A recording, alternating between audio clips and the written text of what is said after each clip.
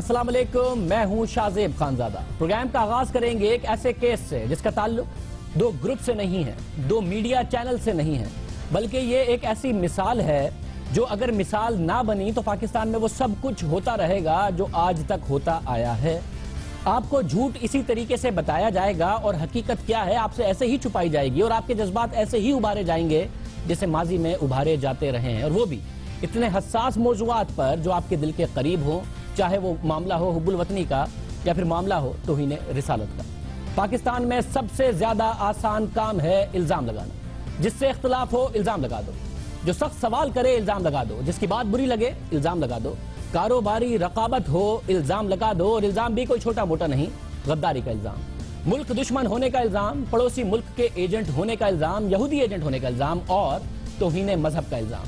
ये इल्जामात आए रोज किसी ना किसी पर कोई ना कोई लगाता रहता है। मजहब और हुब्बुल वतनी दोनों को मशकूक करार देना बहुत आसान है, और सबसे मकबूल इल्जाम तो गद्दारी का है, जिसकी जद से ना तो सियासतदान बच सके, ना मजहबी रहनुमा बच सके, और ना ही सहाफी, और तो और मादिर मिल्लत मोहतरमा फातिमा जिन्ना पर भी गद्दारी का इल्जाम लगाया गया। कोई शख्सियत महफूज नहीं रही, मगर किसी शख्सियत पर इल्जाम साबित भी नहीं हुआ। फर्क सिर्फ ये पड़ा कि आप यानी अवाम एक लंबे अरसे तक और बाज़ औक़ात 20-20, 25-25 साल तक जिस शख्स के बारे में एक प्रोपेगेंडे की वजह से जो कुछ सोचते रहे, आपको पता चला बहुत अरसे बाद कि वो सब झूठ था। हकाइक ये कहते हैं कि पाकिस्तान शायद दुनिया का वो वाहिद मुल्क है जहां मजहब और हुब्बुल वतनी को जहन में उठने वाले सवालात को दबाने के लिए इस्तेमाल किया जाता है। कोई सवाल उठाओ तो गद्दारी का इल्जाम, कोई बात करो तो गद्दारी का लेबल। ये सब हमारे सोचने समझने की सलाहियत को खत्म कर रहा है। कोशिश की जा रही है कि पूरा मुल्क एक ही नजरिए पर चले, एक ही तरह सोचे। ऐसा मुमकिन नहीं। गैर माकूल राय कहकर जिसे दबा दिया जाता है, असल में तो वही इख्तिलाफ राय है, और दुनिया गवाह है, तरक्की याफ्ता मुल्क और कौमें गवाह हैं कि इख्तिलाफ राय से ही वो आगे बढ़ी हैं। यानी अमूमी राय से हटकर अपनी राय कायम करना, इसमें कोई हर्ज नहीं, मगर हमारे मुल्क में इसे जुर्म बना दिया गया है। इल्जाम लगाओ, कीचड़ उठा लो, मगर ये इल्जामात कभी भी साबित नहीं हो सके। ऐसी ही एक मिसाल है जंग और जियो। ये एक ऐसी मिसाल है जो इमरान खान खुद अब दे रहे हैं, मियां नवाज शरीफ को ताना दे रहे हैं इस केस की मिसाल देते हुए जो हम आपके सामने रखने लगे हैं, जिसके हकाइक हम आपके सामने रखने लगे हैं। और आपको पता चलेगा कि 2 साल तक आपसे क्या क्या बोला गया। आप में से बाज लोग उस सब को आज भी सच समझते होंगे, मगर जो हकाइक हम आपके सामने रखेंगे तो आपको एहसास होगा कि आपके साथ क्या किया गया। इमरान खान खुद मिसाल दे रहे हैं कि केस इस तरीके से लड़े जाते हैं और ये होता है। जरा देखिए, ये हमने इसलिए आपके सामने रखा कि ये बड़ी मुश्किलों से एक पॉलिटिकल पार्टी का ये काम नहीं है। हमने ये सारी चीजें आपके सामने रखी हैं। कोई अब हमें कहे ना ये सबूत नहीं है, और अगर ये कहते हैं ना कि डॉक्यूमेंट्स ठीक नहीं है, मैं इनको चैलेंज करता हूं कि ICIJ को सू करें इंग्लैंड के अंदर। आपको भी पता है कि ये केसेस हुआ, अभी इंग्लैंड में केस हुआ चैनल्स के बीच में, वहां कोई किसी को बख्शता नहीं है। अगर ये गलत है, ये तो इनको तो वैसे ही नवाज शरीफ को करप्शन के बगैर ही अरबों रुपया मिल जाएगा वहां से। जैसा कि इमरान खान साहब कह रहे थे कि आपको पता है कि बरतानिया में केस हुआ है चैनल्स के बीच में, वहां तो कोई किसी को बख्शता नहीं है। जियो और जंग, जिस पर संगीन इल्जामात और नफरत अंगेज मुहिम अक्टूबर 2013 से चलाई गई और ये मुहिम 1 साल तक जारी रही, उसका फैसला क्या आया है आपके सामने रखते हैं। एक एक इल्जाम के बारे में जज साहब ने क्या कहा है आपके सामने रखते हैं, ताकि आप सोचें और समझें कि आपके साथ क्या किया गया। जंग और जियो इन बेबुनियाद इल्जामात के खिलाफ अदालत में गए, पाकिस्तान की अदालत में गए, लंदन की भी अदालत में गए। पाकिस्तान में ARY, मुबशिर लुकमान, जैद हामिद और दूसरों के खिलाफ हतक इज्जत के 17 मुकदमा दायर किए गए। इसके अलावा 2 शिकायतें पेमरा के पास भी हैं। ये केसेस अभी भी इल्तवा का शिकार हैं। इन मुकदमात में मुबशिर लुकमान को 44 बार अदालत ने बुलाया, मगर वो सिर्फ 6 बार आए। जैद हामिद को भी 44 बार बुलाया, मगर वो 1 बार भी ना आए, जिसकी वजह से उनके खिलाफ 19 मुख्तलिफ वारंट्स भी गिरफ्तारी के जारी किए गए। पाकिस्तान की अदालतों ने ARY के CEO सलमान इकबाल को 37 बार बुलाया, लेकिन वो 1 बार भी ना आए, जिसके बाद उनके 7 वारंट गिरफ्तारी जारी हुए। पाकिस्तान में मामला अभी तक अदालतों में जेर समात है और ताखीर का शिकार है, मगर वो अदालतें जिनकी इमरान खान साहब भी मिसाल दे रहे थे, जो दुनिया का सबसे बड़ा जस्टिस सिस्टम ख्याल किया जाता है, जिसके बारे में कहा जाता है कि अगर वहां से इंसाफ मिला है तो इंसाफ ही होगा। लंदन की अदालत से तारीखी फैसला आ गया है। अदालत ने ARY की तरफ से एडिटर इन चीफ जंग और जियो न्यूज मीर शकील उर रहमान पर लगाए जाने वाले तमाम इल्जामात मुस्तरद कर दिए और अदालत में ARY ने यह तस्लीम भी कर लिया कि उसकी तरफ से लगाए जाने वाले इल्जामात गलत हैं। हम आपके सामने बरतानवी अदालत के फैसले के चंद अहम नकात रखते हैं। अदालत ने अपने फैसले में लिखा कि ARY न्यूज की जानिब से लगाए गए तमाम इल्जामात बेबुनियाद, गलत और बदनीयती पर मबनी हैं। 3 अल्फाज पर गौर कीजिएगा। अदालत कहती है बेबुनियाद हैं, गलत हैं और बदनीयती पर मबनी हैं। अदालत आगे कहती है कि ARY का रवैया जारहाना, नामाकूल और नाकाबिले कबूल रहा। ये 3 अल्फाज भी दोबारा सुनिए, जारहाना, नामाकूल और नाकाबिले कबूल रहा। ARY ने अपने दावे साबित करने के लिए एक भी शहादत पेश करने में नाकाम हो गया और अदालत में तस्लीम किया ARY ने कि ये इल्जाम हकाइक नहीं बल्कि उनकी राय है। ARY ने इल्जामात का दिफा तक ना किया।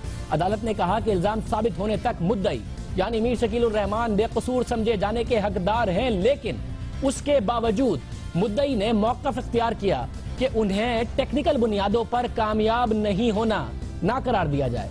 उन्होंने ठोस बुनियादों पर इल्जामात की तरदीद की। अदालत ने रिमार्क्स दिए कि जंग और जियो ग्रुप के editor in chief Mir Shakeel उर रहमान एक मुहिब्ब वतन इंसान हैं जो कभी पाकिस्तान को नुकसान पहुंचाने का नहीं सोचेंगे, मगर बदकिस्मती से उन्हें गद्दार कहा गया। जंग और जियो ग्रुप को एडिटर इन चीफ ने इस केस को इंतहाई संजीदगी से लिया। अदालत ने ARY के तमाम इल्जामात का बगौर जायजा लिया। 24 प्रोग्राम का तहरीरी मतन मंगवाया, उनको अंग्रेजी में तर्जुमा कराया और फिर जायजा लिया। यानी इस केस में आमतौर पर वहां फैसले जल्दी आते हैं, जो वक्त ज्यादा लग गया वो भी इसलिए कि एक एक चीज को ट्रांसलेट कराया गया। उसके बाद दोनों पार्टीज का इस बात पर कंसेंसस कराया गया कि जो तर्जुमा हुआ है उससे ARY भी मुत्तफिक है और जियो भी मुत्तफिक है। फिर केस आगे बढ़ाया गया और फिर फैसला सुनाया गया। तर्जुमान जंग ग्रुप के मुताबिक बरतानिया की अदालत में ARY की तरफ से ड्रामाई मौक़िफ़ इख्तियार किया गया। पहले मरहले में जब अदालत ने ARY से इल्जामात के बारे में पूछा तो उन्होंने अदालत में मौक़िफ़ इख्तियार किया कि जो इल्जामात लगाए हैं उनके शवाहिद मौजूद हैं, मगर फिर अदालत में शवाहिद पेश ना कर सके तो कहा कि ये दरअसल इल्जामात नहीं, ये हकीकत नहीं, सिर्फ शुरका की जाती राय थी, इसलिए इनके सबूत भी नहीं, हकीकत होती तो सबूत होते। मगर अदालत ने फैसला दिया कि यह सिर्फ राय नहीं थी, संगीन इल्जामात हैं जो हकाइक के तौर पर पेश किए गए, इसलिए उनके सबूत पेश करना होंगे। इसके बाद ARY अदालत में पीछे हट गया, साफ अल्फाज में कहा कि उसके पास कोई सबूत नहीं और ये इल्जामात सच नहीं। बरतानिया में हतक इज्जत के नए एक्ट 2013 के आने के बाद पहली दफा ऐसा फैसला सामने आया है। खुद बरतानवी अखबारात लिख रहे हैं कि बरतानवी स्टैंडर्ड के हिसाब से भी ऐसा बड़ा फैसला आया है। ARY को फैसले की तफसीलात नशर करने का पाबंद किया गया। अदालत ने ARY को हुक्म दिया कि वो आइंदा इस तरह के इल्जामात नहीं लगाएगा और ARY को हर्जाने और मुकदमे के अखराजात की मद में 40 करोड़ रुपए से ज्यादा अदा करने होंगे। ARY ने अदालती हुक्म पर फैसला नशर भी किया और हम आपको बताते हैं इल्जामात आपके सामने पाकिस्तान में लगाए गए, बार बार दोहराए गए। कितनी दफा लगे, कितने प्रोग्राम में लगे, हम आपको बताएंगे। लेकिन जब अदालत ने पाबंद किया कि फैसला दिखाया जाए तो क्या पाकिस्तान में आपने ये फैसला देखा?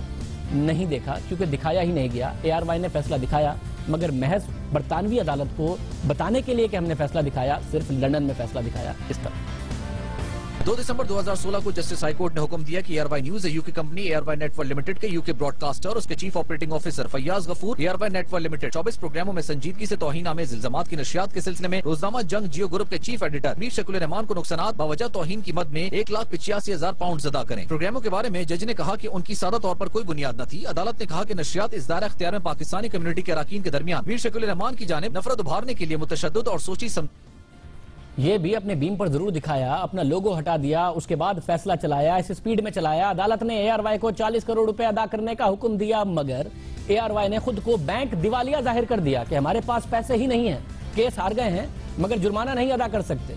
फिर ARY की मिल्कियत एक सरकारी अफसर के हवाले कर दी गई कि अब वो इदारे के असासे फरोख्त करके वाजिबात अदा करें। मगर अदालती फैसले के बावजूद ARY ने अपने चैनल्स पर जियो के खिलाफ मवाद नशर किया, जिस पर जियो ने एक बार फिर कानूनी नोटिस भेजा, जिसके बाद ARY के मामला देखने वाले सरकारी अफसर की और ऑफकॉम से दरख्वास्त के बाद ARY नेटवर्क के 6 लाइसेंस, बरतानिया में 6 लाइसेंस मनसूख कर दिए गए हैं, जिसके नतीजे में ARY के बरतानिया में तमाम 3 चैनल्स बंद हो गए हैं। ऑफकॉम बरतानिया में टेलीविजन चैनल्स को रेगुलेट करने वाला इदारा है। इस इदारे ने ARY के बरतानिया में 6 लाइसेंस मनसूख कर दिए। ARY ने जंग, जियो और एडिटर इन चीफ के खिलाफ संगीन इल्जामात लगाए और फिर उन्हें साबित भी ना कर सका और अदालत में एतराफ करना पड़ा कि ये इल्जामात झूठे हैं। ARY की तरफ से इल्जामात का सिलसिला जारी रहा, बार बार इल्जामात लगाए गए, बार बार दोहराए गए। बशीर लुकमान का जियो के प्रोग्राम के बारे में कहना है कि जो मजहब पर उंगली उठाएगा आंखें निकाल लेंगे। ये डर्टी गेम्स में शरीक रहा, इसके सीआईए से इसके रॉ से ताल्लुकात कंफर्म है। 76 करोड़ 9 लाख रुपए की आपके ऊपर एलिगेशन है। जंग ग्रुप को पैसे दिए गए हैं। इस मुल्क का गद्दार है, गद्दार है। ये नस्ल दर नस्ल गद्दार है। मसाद जो है मार देने की धमकियां दी, दहाई गुस्ताखाना, गुनाह बदतरस गुनाह, इस जुर्म में बराबर के शरीक हैं।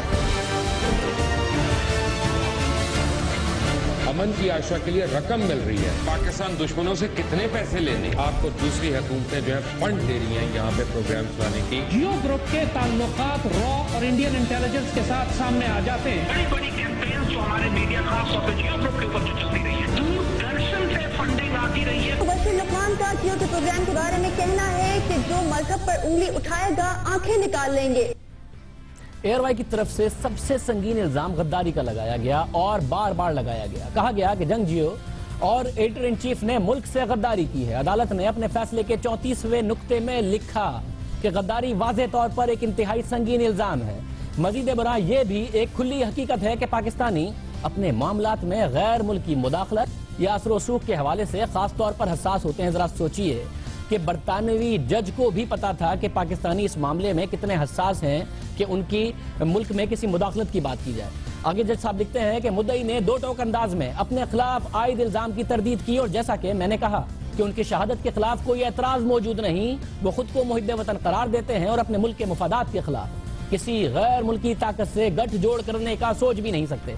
अदालत ने अपने फैसले के नुक्ता नंबर 73 में लिखा कि एक प्रोग्राम में जिन अल्फाज की शिकायत की गई उनका मतलब यह है कि मुद्दई पाकिस्तान का गद्दार है, जिसे दर हकीकत साबित करना होगा। मुद्दई ने इससे साफ इनकार किया है और मुद्दा अलय यानी एयरवाई की जानिब से इसे चैलेंज भी नहीं किया गया। जरा सोचिए, आपको बार बार जो लफ्ज बताए गए अदालत में चैलेंज भी नहीं किया गया कि नहीं ऐसा ही है, ये गद्दार है। फिर भी जज साहब आगे लिखते हैं कि फिर भी मुद्दई ने इल्जाम को झूठा साबित करने की हर मुमकिन कोशिश की, जबकि इल्जाम का कोई ठोस दफा नहीं किया गया। गद्दारी का यह इल्जाम झूठ साबित हुआ। इसके अलावा गद्दारी के साथ साथ जंग जियो और एडिटर इन चीफ पर तौहीन मजहब का भी इल्जाम लगाया गया और बार बार लगाया गया। ये इल्जाम संगीन था, इसके संगीन असरात भी मुरत्तिब हुए। अदालत ने भी अपने फैसले के नुक्ता नंबर 25 में लिखा कि तौहीन मजहब का इल्जाम गलत करार देकर मुस्तरद कर दिया गया तो मुद्दा अलेहान ने इस इल्जाम को दुरुस्त साबित करने की कोशिश नहीं की। इसके अलावा जंग ग्रुप की अमन की आशा मुहिम पर कीचड़ उछाला गया। मगर जरा सोचिए, जो तौहीन मजहब का इल्जाम आपको बार बार बताया गया, बार बार बताया जाता है, एआरवाई ने बरतानवी अदालत में उसका भी दिफा नहीं किया कि कम से कम ये इल्जाम दुरुस्त है। आपको आज भी बताया जाता है, मगर इस इल्जाम के बारे में भी सिर्फ राय कह दी गई। मजहब के हसास मामले पर भी अमन की आशा मुहिम पर कीचड़ उछाला गया। आप में से बहुत सारे लोग अब तक वो बातें अपने जहन में रखते होंगे जो आपको बताई गई थी, मगर जरा सुनिए कि इस इल्जाम पर तवील बहस के बाद अदालत ने अपने फैसले के नुक्ता नंबर 47 में लिखा कि एक बार फिर से कोई दिफा नहीं किया गया और मुद्दई ने वाज़ेह तौर पर इन इल्जामात की तरदीद कर दी। अमन की आशा के खिलाफ मुहिम भी झूठ साबित हुई। इसके अलावा जंग जियो और एडिटर इन चीफ पर इल्जाम लगाया गया कि वो गैर मुल्की फंडिंग से इन ममालिक का एजेंडा आगे बढ़ा रहे हैं। इस हवाले से अदालत ने अपने फैसले के नुक्ता नंबर 62 में लिखा कि खुफिया फंडिंग और गैर मुल्की हुकूमतों से साज़बाज़ से मुद्दई पर साफ तौर पर हमलों का कोई जवाज नहीं। उन्होंने साफ तौर पर इसकी तरदीद की और इसके हक में कोई शहादत भी नहीं है। ये इल्जाम भी झूठ निकला। आपको फैसले की बाकी बातें बताने से पहले एक मिनट के लिए, अगर आपको याद हो, जब ये सारे प्रोग्राम्स आपको दिखाए जाते थे तो आपके सामने सफहात रखे जाते थे कि ये सारे सबूत मौजूद हैं। अमन की आशा बैरूनी मुल्क से फंडिंग ली गई, ये देखिए डॉक्यूमेंट्स देखिए। गद्दारी के सर्टिफिकेट डॉक्यूमेंट्स मौजूद हैं, ये जरा देखिए। दूसरे ममालिक से फंडिंग आती है जंग और जियो ग्रुप को, इसके जरा सबूत देखिए। जब बरतानवी अदालत ने कहा कि वो सबूत तो लेके आइए जिन प्रोग्राम्स का आप जिक्र कर रहे हैं, जो आप प्रोग्राम्स में दिखा रहे थे, तो कहा गया सबूत नहीं है, ये सिर्फ राय थी, कोई सबूत नहीं है। इल्जाम लगाया गया कि ऐसा नहीं कि इल्जाम किसी एक प्रोग्राम में लगाए गए, कई प्रोग्राम हैं, बुलेटिन्स में खबरें नशर की गई। और ये सुनिए, ये जितना इस ग्रुप के लिए अहम था और इस ग्रुप के मुलाजमीन ने और ग्रुप ने भुगता, ये आप सब ने भुगता है। और ये मैं आवाम से कह रहा हूँ क्योंकि ये झूठ आपको बताया गया और उसके बाद सच क्या है ये भी आपको नहीं बताया गया। एआरवाई ने जियो, जंग और एडिटर इन चीफ के खिलाफ 224 घंटे तक नफरत अंगेज मुहिम चलाई, 11,100 खबरें चलाई, खरा सच के 113 प्रोग्राम हुए, 264 मरतबा गद्दार करार दिया गया। इसके अलावा मजहब को बुनियाद बनाकर जंग, जियो और एडिटर इन चीफ के खिलाफ 1,880 दफा इश्तियाल अंगेजी की गई, जो आपने देखी।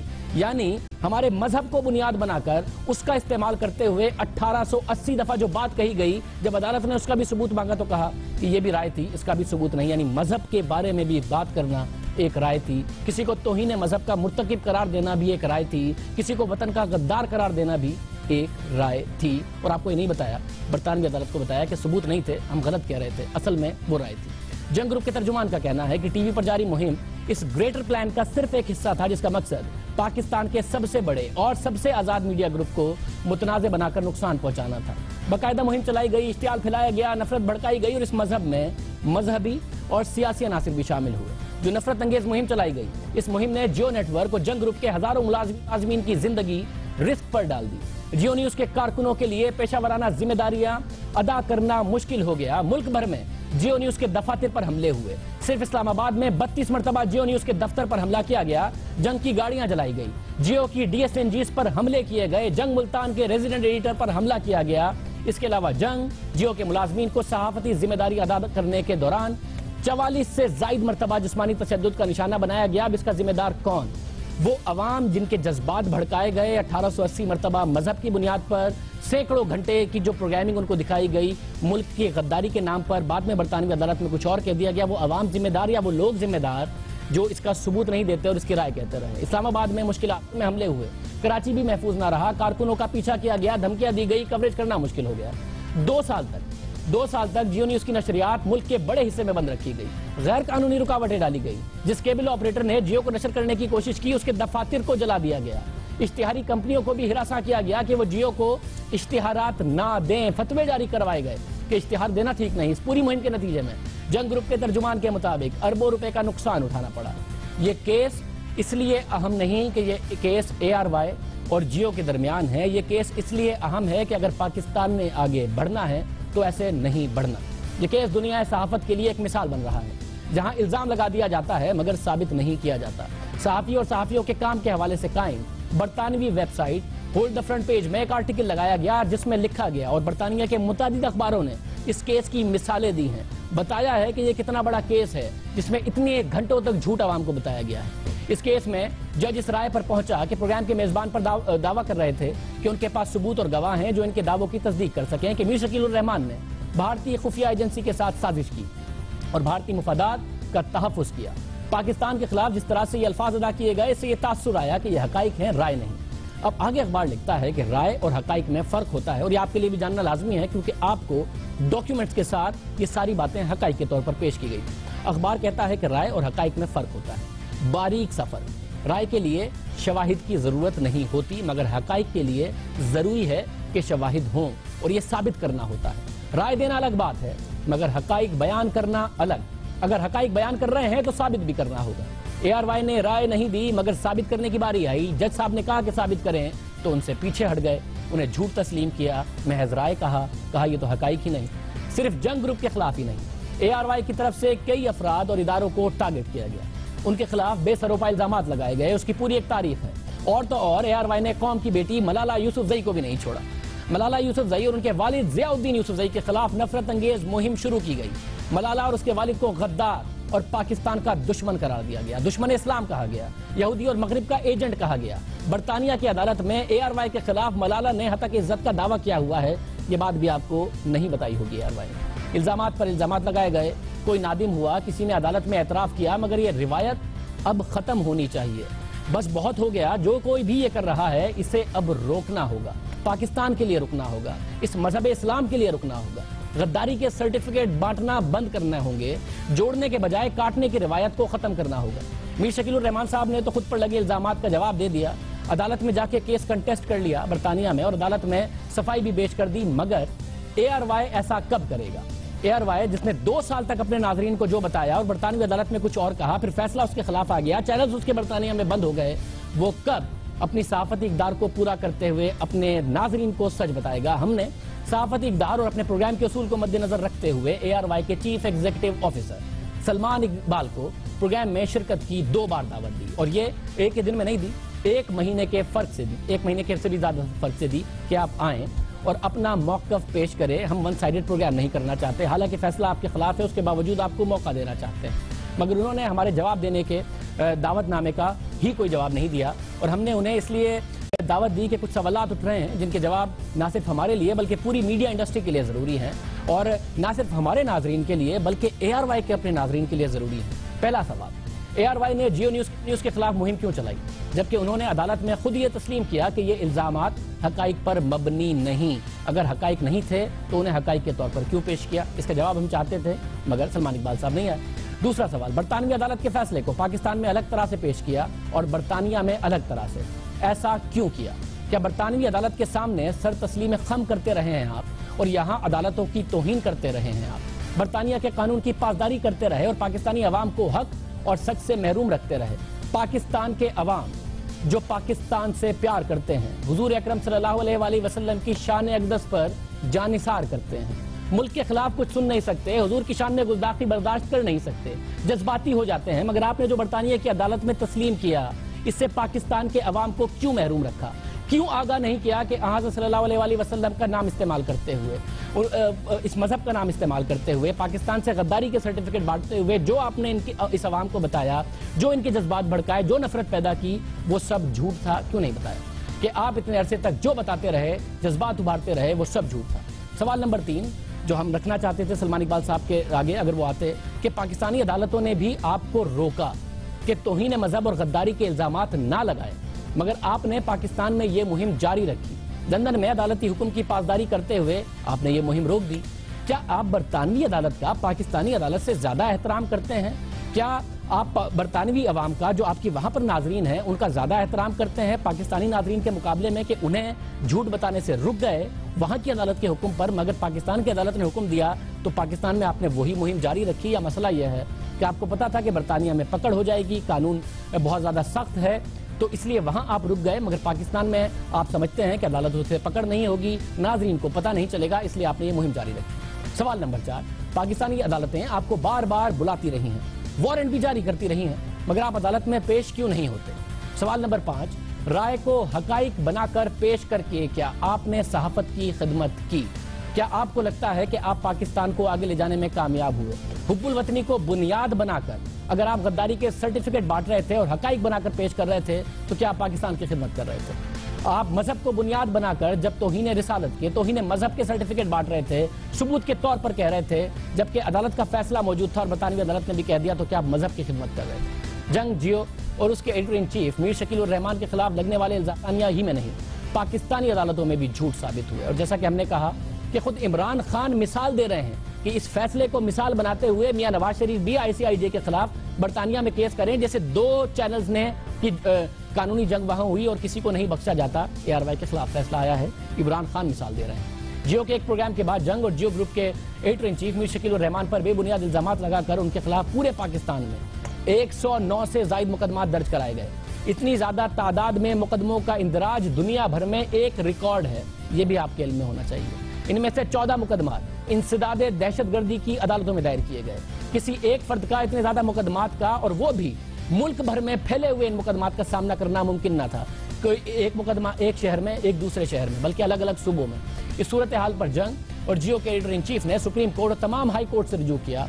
बलोचिस्तान हाई कोर्ट के 2 रुकनी बेंच ने कहा कि आईन पाकिस्तान का आर्टिकल 13 कहता है कि एक ही शख्स के खिलाफ एक जैसे इल्जामात में एक से ज्यादा मुकदमात की समाअत नहीं की जा सकती। जंग और जियो ग्रुप के एडिटर इन चीफ की जानिब से ऐसी ही दरख्वास्त सिंध हाई कोर्ट में भी दायर की गई, जिसे कबल अज वक्त करार देकर खारिज कर दिया गया। ताहम जंग और जियो के एडिटर इन चीफ ने सिंध हाई कोर्ट के इस फैसले के खिलाफ सुप्रीम कोर्ट से रुजू किया। 28 जुलाई 2015 को सुप्रीम कोर्ट ऑफ पाकिस्तान के उस वक्त के चीफ जस्टिस नासिरुल मुल्क और जस्टिस एजाज अफजल खान पर मुश्तमिल बेंच ने जंग और जियो के एडिटर इन चीफ की अपील समाअत के लिए मंजूर कर ली। साथ ही सुप्रीम कोर्ट के फाजिल बेंच ने सेशन जज कोयटा के पास जेर समाअत मुकदमे को छोड़कर जंग, जियो और उसके एडिटर इन चीफ के खिलाफ बाकी तमाम मुकदमात को मुअत्तल कर दिया। इस हुक्म के बाद जंग और जियो के एडिटर इन चीफ कोयटा की सेशन कोर्ट में अपने खिलाफ मुकदमात का सामना करने के लिए पेश हुए और उन्होंने ज़ाब्ता फौजदारी की दफा 265 के तहत बरियत की दरख्वास्त दाखिल की। सेशन कोर्ट कोयटा ने 21 मई 2016 को अपने फैसले में लिखा कि सितम ज़रीफ़ी ये है, ये पाकिस्तानी अदालत का फैसला हम आपके सामने रख रहे हैं। अदालत ने लिखा कि सितम ज़रीफ़ी ये है कि इस मुकदमे में दरख्वास्त गुजार के खिलाफ जो सबूत पेश किए गए हैं वो सब यकसा हैं और इस काबिल नहीं कि इनसे दरख्वास्त गुजार पर कोई ऐसा जुर्म साबित होता हो जिसमें उन्हें सजा दी जा सके। लिहाजा ऐसे में मुकदमा चलाना बेसूद होगा। अपने इन ऑब्जर्वेशन के साथ सेशन कोर्ट कोयटा ने एडिटर इन चीफ जंग जियो को इल्जाम से बरी कर दिया, मगर आपको यह भी नहीं बताया गया। दूसरी जानिब Gilgit Baltistan supreme appellate court ने 30 सितंबर 2016 को Gilgit Baltistan anti terrorism court के फैसले को कलअदम करार देते हुए एडिटर इन चीफ जंग जियो और दीगर को तौहीन अहले बैत के इल्जाम से बरी कर दिया। Gilgit Baltistan supreme appellate court ने अपने फैसले में कहा कि आईन पाकिस्तान और गिलगित बल्तिस्तान एडमिनिस्ट्रेटिव ऑर्डर 2009 के मुताबिक किसी पाकिस्तानी शहरी पर गिलगित बल्तिस्तान की अदालतों में मुकदमा नहीं चलाया जा सकता। Gilgit Baltistan supreme appellate court ने यह भी कहा कि पाकिस्तान की अदालतें पहले ही एडिटर जंग जियो को तौहीन अहले बैत के इल्जाम से बरी कर चुकी हैं। ये वो तमाम मामलात हैं जो पाकिस्तानी अदालतों और बरतानवी अदालत में हुआ, और हम फिर कह रहे हैं कि ये सारे मामलात आपके सामने रखने का मकसद सिर्फ ये कि अगर पाकिस्तान ने आगे बढ़ना है तो आज़ाद मीडिया बहुत ज़रूरी है, और आज़ाद मीडिया के लिए ये बड़ा ज़रूरी है कि जब आप इल्ज़ाम लगाएं, बात करें तो वो हक़ाइक़ की बुनियाद पर की जाएं, महज ये जानते हुए कि पाकिस्तानी ऑडियंस को मजहब की बुनियाद पर और हुब्बुल वतनी की बुनियाद पर आसानी से आप कुछ भी कह सकते हैं। पाकिस्तान की अदालतों में हतक इज्जत के मुकदमात उस तरीके से आगे बढ़ेंगे नहीं। अगर इसी तरीके से चलेगा तो पाकिस्तान आगे इसलिए नहीं बढ़ेगा कि आज जियो नंबर 1 है, कल कोई और चैनल नंबर 1 होगा, फिर जो चैनल नंबर 1 होगा क्या उसके खिलाफ भी यही सब कुछ होगा? कल नहीं तो आने वाले बरसों में जो भी नंबर 1 ग्रुप बनेगा और इख्तिलाफ राय की बात करेगा उसके साथ यही होगा। और अहम बात यह है कि 2 साल पहले ये मुहिम चलाई गई, तो अगर उस वक्त नंबर 1 थे और आज नंबर 1 है तो वही इल्जामात जो पाकिस्तानी अदालतों से और बरतानवी अदालतों ने गलत साबित कर दिए, ARY मान चुका, अपने चैनल्स बंद करा चुका, फैसला उनके खिलाफ आ गया, अब एक नए प्लेटफॉर्म से शुरू हो गए हैं।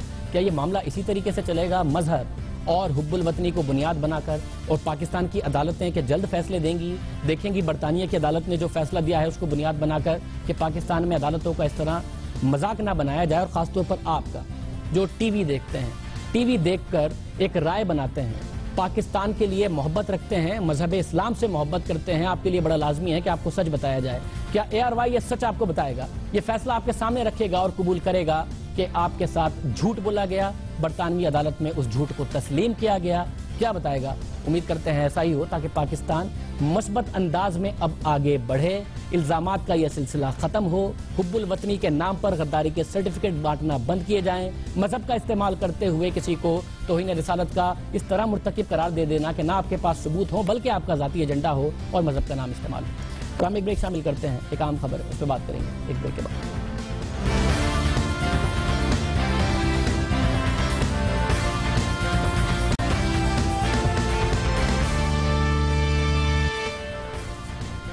कल हमने आपके सामने लियारी गैंग वॉर और बाबा लाडला के हवाले से बड़े तफसीली हकाइक रखे थे। लियारी गैंग वॉर के मारे जाने वाले गैंगस्टर बाबा लाडला की 1 फरवरी की रात एक इलाके में, लियारी के इलाके में रेंजर्स के साथ मुकाबले में अपने 2 साथियों समेत मारा गया। लेकिन अब बाबा लाडला से मुतालिक खबरें और इंकिशाफात सामने आए हैं कि इतना अरसा बाबा लाडला कहाँ गायब रहा, कहाँ रहता रहा, वो वापस लियारी क्यों आया था?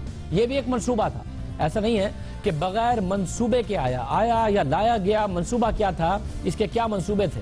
नूर मोहम्मद उर्फ बाबा लाडला से मुतालिक हसास इदारे के इंकिशाफात सामने आए हैं जो बताते हैं कि लियारी आने से कबल बाबा लाडला ईरान के शहर चाबहार के करीब रिहाइश पजीर था। जराये के मुताबिक चाबहार के करीब गाँव में उसके काफी रिश्तेदार मौजूद हैं। बाबा लाडला ईरान से तुर्बत पहुंचा, जहां से जमीनी रास्ते से लियारी आया था और एक खास प्लान के तहत आया था, बुलाया गया था या लाया गया था। ये सारा मामला क्या था? तला हाशमी इस वक्त हमारे साथ मौजूद है। तला, बहुत शुक्रिया। तला, ये क्या है? क्या इतने फाइनेंशियल पोजीशन स्ट्रांग थी? क्यों आया, लाया गया, बुलाया गया? क्या मामला था, क्या प्लान था? शाहजेब, जो जराए बताते हैं वो ये बताते हैं कि इसके लाए जाने का या इसके आने का मरकजी मकसद तो ये था कि इसकी फाइनेंशियल पोजीशन बहुत चुकी थी और इसकी वजह ये थी कि इसने जो पैसे थे, लोगों ने इसको पैसे देना बंद कर दिए थे। इसका एक रिश्तेदार था इमरान, उसके थ्रू दुबई में इन्वेस्टमेंट कराई थी, वहाँ पर उसका पैसा डूब गया। इसके अलावा लियारी के तीन प्रोजेक्ट थे जो कि इसके अपने थे और एक ठेकेदार था जिसका नाम रहमान ठेकेदार मालूम हुआ है, वो भी इसके पैसे नहीं दे रहा था और ये इसने पैसे दिए हुए थे। इसी के पैसे थे, ज़मीनें भी इसे अपने प्रोजेक्ट के लिए दी थी।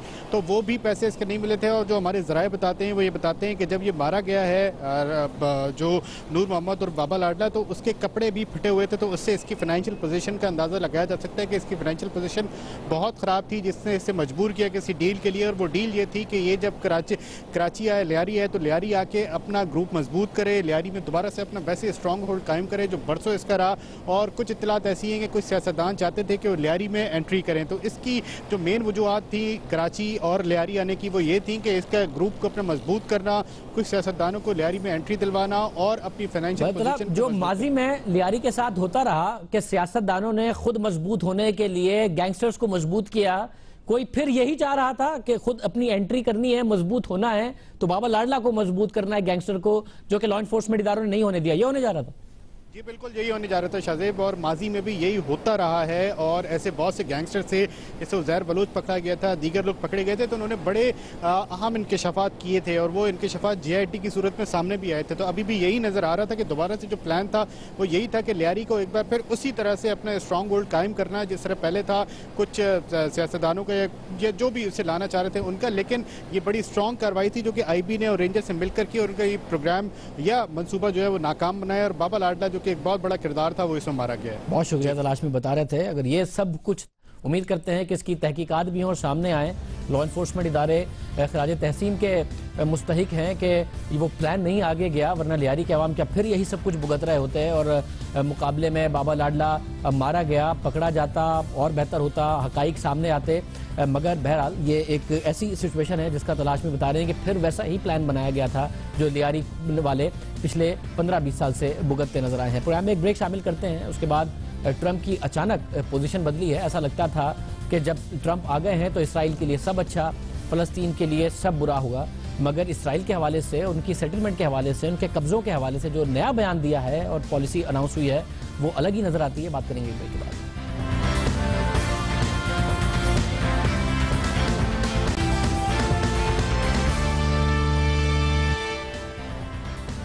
प्रोग्राम में बात नए अमरीकी सदर डोनाल्ड ट्रंप की, जिन्होंने ओहदा सदारत संभालते ही कुछ ऐसे हुक्मनामे जारी किए जिनसे अमेरिका समेत दुनिया भर से मुखालफत सामने आई।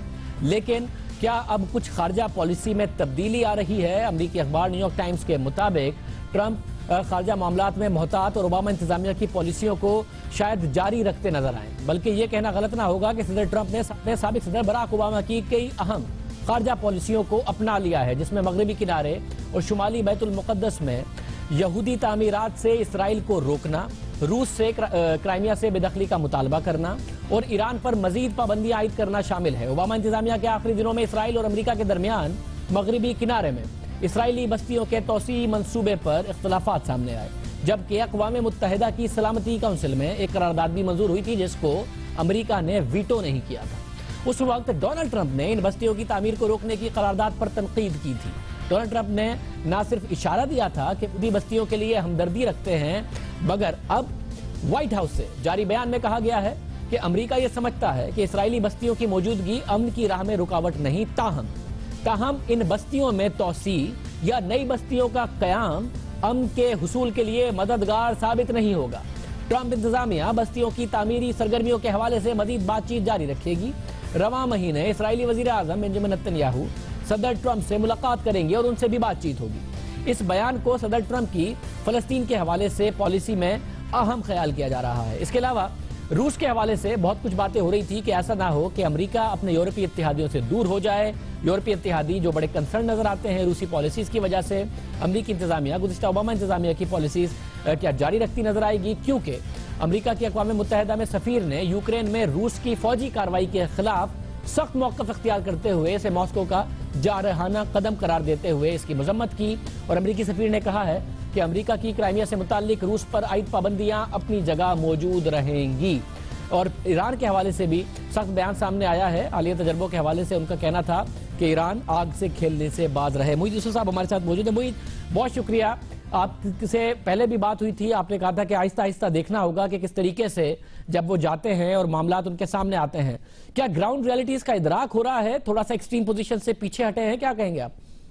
देखिए शाहजेब, किसी हद तक तो एक इक्विलिब्रियम तो डेवलप होना है। ये तो नहीं हो सकता कि जिस तरह शुरुआत हुई है पहले 10 दिन में ही आप देख रहे हैं इतने एग्जीक्यूटिव ऑर्डर्स, इतनी तब्दीलियां, तो उस तरह तो मामलात वैसे भी नहीं चलने थे। लेकिन जहां तक ये बात है कि ओबामा इंतजामिया की पॉलिसीज को कंटिन्यू किया जाएगा, मेरे नजदीक ये बात दुरुस्त नहीं है। मुझे लगता है कि तब्दीली आएगी और रहेगी। जो चीज आपको नजर आएगी इस इंतजामिया में वो कंफ्यूजन है। मुझे लगता है आपको स्टेटमेंट्स मिलेंगी जिससे आपको लगेगा कि वो पॉलिसीज पुरानी जो हैं वो चल रही हैं, फिर कुछ ऐसी स्टेटमेंट्स या ऐसी कार्रवाइयां, ऐसी डेवलपमेंट्स होंगी जिससे आपको लगेगा कि नहीं, ये तो वही डोनाल्ड ट्रंप साहब है जो कैंपेन कर रहे थे इलेक्शन से पहले। तो आपको एक फर्क चीज, कभी सफीर एक चीज कह रहे हैं, क्योंकि अभी तक इनकी टीम मुकम्मल तौर पर अपनी जगह पे नहीं है। एक कोऑर्डिनेशन का जो सिलसिला होता है एक इंतजामिया की टीम में, वो भी मौजूद नहीं है। तो काफी इंडिपेंडेंट अलग-अलग सोच, अलग-अलग स्टेटमेंट्स आपके सामने आ रही हैं और कुछ देर ये मामला चलेगा। आज से 3, 4, 5 माह बाद आपको कोई शक्ल नजर आना शुरू होगी और मेरे नजदीक उस शक्ल में कुछ अहम ममालिक के साथ पॉलिसीज वही रहेंगी, लेकिन बहुत सौ के साथ, और उसमें चीन, उसमें रूस, उसमें किसी हद तक हमारा खित्ता, मेरे नजदीक उसमें पॉलिसीज में कुछ ना कुछ तब्दीली आपको नजर आएगी। बहुत शुक्रिया मुझे यूसुफ, हमें बता रहे थे कि कुछ ना कुछ नजर आएगी। प्रोग्राम में एक ब्रेक शामिल करते हैं। फाइनली सिंध के लिए एक अच्छी खबर, मगर इन खबरों का तसलसल होना चाहिए, एक से काम नहीं चलेगा। क्या मामला है, बात करेंगे ब्रेक के बाद।